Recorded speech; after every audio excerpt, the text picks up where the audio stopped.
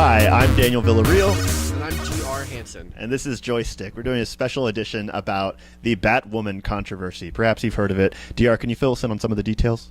For sure. So Batwoman, a fantastic comic that DC has been producing.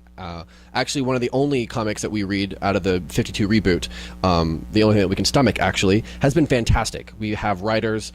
let me just check my trusty comic. Williams and Blackman have been doing a fantastic job with Batwoman up to the point of getting her engaged to her secret girlfriend, Maggie Sawyer. And then DC comes out and just says, we're not going to show the wedding.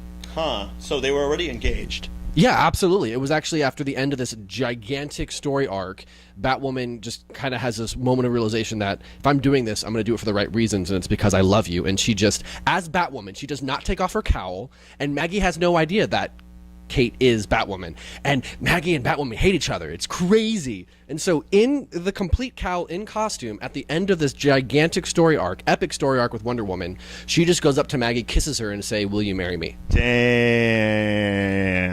Well, here's the thing: is I know a lot of when the news initially came out, a lot of gay fans of the comic were kind of like, "Oh man, well forget that." After issue 26, we're out because the writer said they'd be on until 26, and then there was recently an announcement today. How did that change things? It actually changed things a lot for me personally. The announcement was that on issue 25, which we'll get to in a minute, Mark Andreyko is taking over Batwoman. And Mark Andreyko, I love this man. I've been wondering why DC hasn't been using him for a while. He is the creator of the cult classic Manhunter. I love Kate Bishop, another Kate. It's a fantastic story. If you've not read any of his stuff, check it out. And it's funny is in the back of my mind while I've been reading Batwoman is I felt that Batwoman has a kind of Manhunter-esque quality with it. You know, she's working with bones. There's a lot of strong female characters in Batwoman, and I was like, there's a lot of similarities to Manhunter. And I think it's actually a smart move for DC to bring Mark Andreyko on because he's proven that he can write this type of story. It's actually probably the only wise choice that DC's done in quite a few years. Well, he's also openly gay, right? Correct. Sorry. Yeah, he's a faggot. Yay. Okay. So were the original Batwoman artists, the writers, were they also gay? I don't think so. I'm pretty sure that they're not. I mean, so gay writer, does that make everything better? I mean, do you think people should still ditch it around episode issue 26? Well, it's issue 25 now, which is again another big fuck you. Like they're putting him on starting at issue 25. Correct. Yes. Wow. When they and the writers Williams and Blackman said they're going to be on board until issue 26. So they've been cut early then. Exactly. Oh man, drama. Let me just say this right now, Mark Andreyko, you in danger, girl. Because DC's track record of supporting their artists and their creative teams is being flushed down the drain every effing week. I think that I can't remember the editor or Dan DiDio.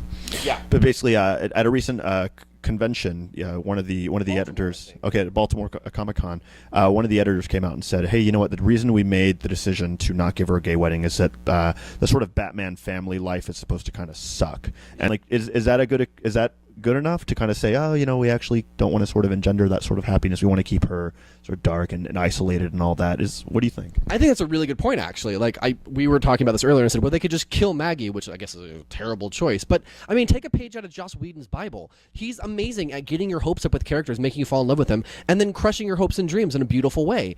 So are you saying we need dead homos in order to make heroes more heroic? Like you're like, just give them love and then squash it to death, and on the blood of that dead homosexual, a new hero will arise, stronger and narratively more plausible. Yes, that's exactly what I'm saying. Yeah. Like lots of marriages suck. Like you can have a really unhappy marriage. I mean, just because they get married doesn't mean it's gonna be great. So I mean, involve toasters, laundry, bills, like any of the number. I mean, lesbian bed death. I don't want to go there. I mean, that's in issue 27, I think, right? How can Batwoman beat lesbian bed death?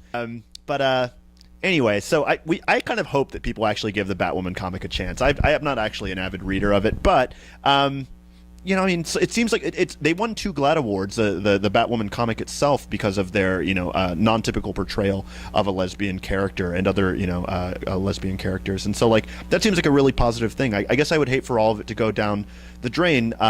just because fans are so upset about the gay marriage thing, when there could be so much more left if put in the right hands, which it looks like it might be put in the right hands. I think for me, it's not so much the marriage thing; it's the idea of the treatment of their artists. It's funny though, because I tend to think that comic book geeks will be more interested in what's happening with the character, more devoted to the character, than they are with the artists and writers who are working behind the scenes. What you're actually saying is that, no, that's not always the case. It's not always just about the character. It's also about the treatment of the writers and the kind of the business behind it, right? I think you were right until DC has made a point of doing this consistently. Look at Gail Simone with Batgirl. I mean, they got rid of her kind of at the drop of a hat too, but the fan outrage against that decision actually brought Gail back. I mean, this is a repetitive thing. This is DC is grasping to make money, and that's all they care about. So they're in their dark rooms making these decisions that affect their creative teams and aren't including them. It's and I don't know any of this. I don't work for DC. This is all me speculating, but that's what it communicates to the readers is you don't trust the people that you're working with. So why hire them? It's terrible. Yeah, as a fan, it's got to be really disappointing to see writers kind of taken on and off. I mean, yeah, it's got to be really frustrating. What I think they don't do is they don't give their characters and their creatives time to flourish.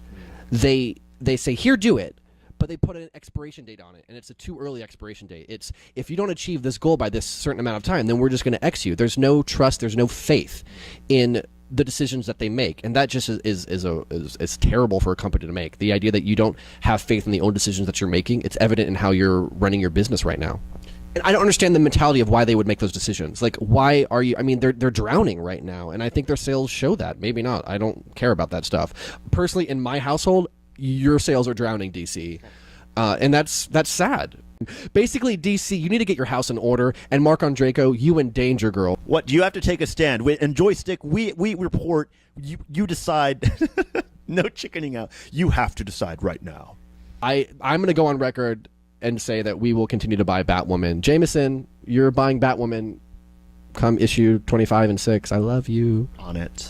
So that's our Joystick Batwoman edition. Yeah. Think about it. We'd love to hear what you guys think about it. Gaze, are you going to continue to buy and read?